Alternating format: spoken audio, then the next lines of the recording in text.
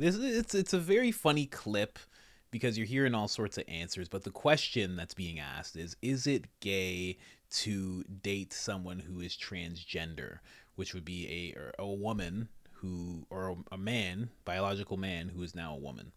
And they're just asking people if this is gay.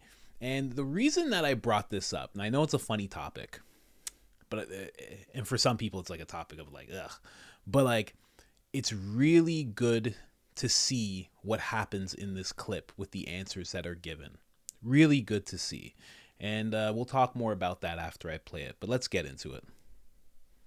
Flip over here. Fellas, is it gay to date a trans woman?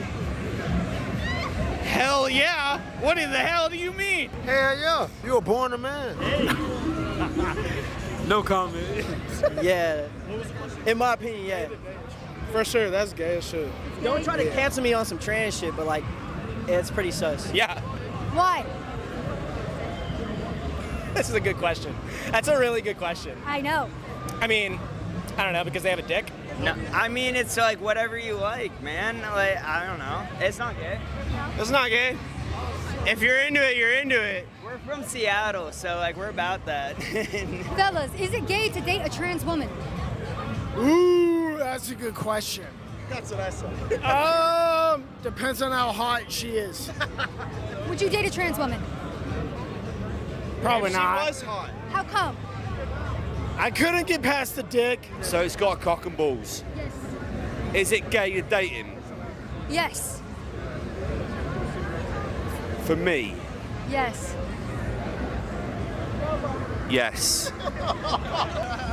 I think so. Would you date a trans woman? No. What if they say I'm a woman? Still no?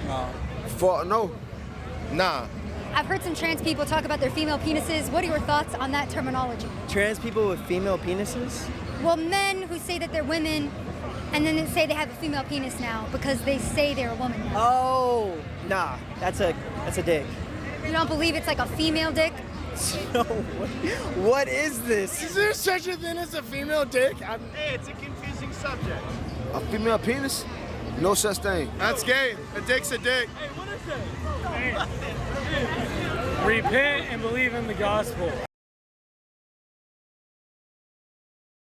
That is what I'm talking. That last guy right there. Fellas, is it gay?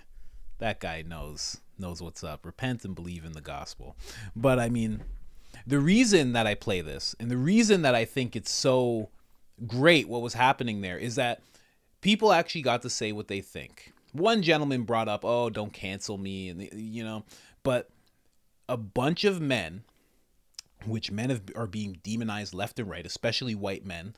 A bunch of men got to just answer the way that they want to answer. They weren't pushed and pulled by the interviewer. They weren't demonized. They weren't made to feel bad or ashamed for the way that they feel or what their preferences are. And we need to start seeing more of that. There are so many people right now, especially young people in those gentlemen's age ranges, that feel like they have to be on board with everything that's going on in the media, every single part of the agenda that's being pushed right now. They feel like they just have to be a part of it. And I love the fact that this was just a bunch of, like, she was choosing them at random. She was just whoever was willing to talk to her. She was, and I don't know if she's trans or how that works. But whoever was willing to talk to her, she asked the question, they gave an answer, and there was just discourse. It was just no judgment. Just answer the question. They gave their answers. She wasn't pushing back and making them feel like they were spewing hate or, exposing people to violence the way some people would when people give answers like that. And I think that's so important. I myself need to see more of that because there's so many people who are just virtue signaling. And, shout out to those guys from Seattle. I didn't know it was like that in Seattle. that was just a thing they were into. Cool to know. I'm not going to Seattle. Not for it rains too much. That's why. But everybody was just into what they were into, And I think, again, you just need to see more of that. More of people speaking up and not being like, oh, what are all the people who may or may not even be real on the internet going to think about me? What is going to happen to me after I say what I actually think? Because that is such a grip on freedom of speech. When we feel like we have to answer a certain way, like that's encroaching on your freedom of speech, just like anything else, just like the Restrict Act, just like anything else that's censoring you in that way. You know, it's more than self-censoring, because self-censoring can be good. You know, you don't speak to your mom the way that you speak to your friends. Like, we all self-censor in some way.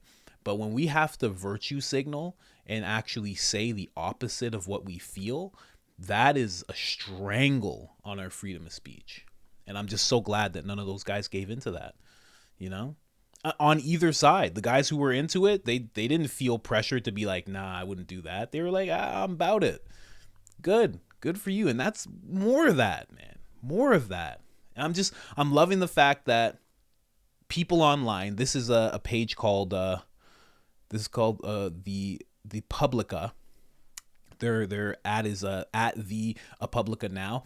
I'm just loving the fact that they're allowing this type of discourse on their channel, showing that not everybody is on board with what they're showing nowadays. Not everybody's on board with the drag shows and this and that. And I know they didn't bring that up in the video, but it's a part of it.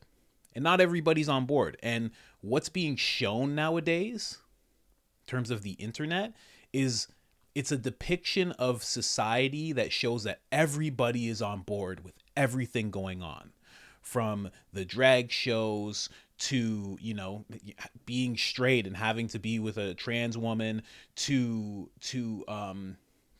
just everything under the sun when it comes to this stuff. There's just, you know, I don't know.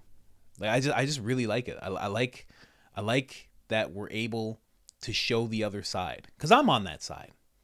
You know, people call me like a classical liberal. I call myself a conservative, like, but I'm on that side of leave people alone.